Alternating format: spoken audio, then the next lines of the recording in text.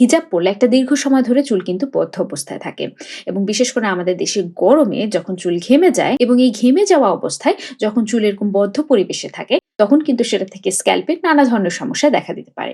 এখন সেটা সমাধান কিভাবে করতে পারে? যদি সম্ভব হয় তাহলে আপনার হিজাবের নিচে পরিধানের জন্য একটি স্যাটিন বা সিল্ক আন্ডার স্কার্ফ বা ক্যাপ ব্যবহার করুন। অবশ্যই ভালো মানের সিল্ক বা স্যাটিন আন্ডার স্কার্ফ। এটা আপনার চুলের ঘর্ষণ কমাতে সাহায্য করবে, যার ফলে চুল রুক্ষ সূক্ষ্ম হয়ে পড়বে না বা ভেঙে যাবে না। হিজাবের নিচে আপনি কি হেয়ার স্টাইল করছেন এটাও কিন্তু অনেক বড় ভূমিকা রাখে।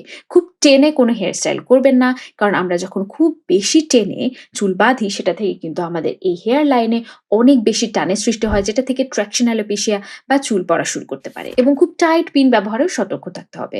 মূল কথা হচ্ছে যে চুলে খুব বেশি টান লাগে এমন কোনো হেয়ার স্টাইল করা যাবে না। Follow Hair Got Right to know your hair and care it right. তৃতীয় যে বিষয়টি খুবই গুরুত্বপূর্ণ সেটা হলো ভেজা চুলে হিজাব নয়।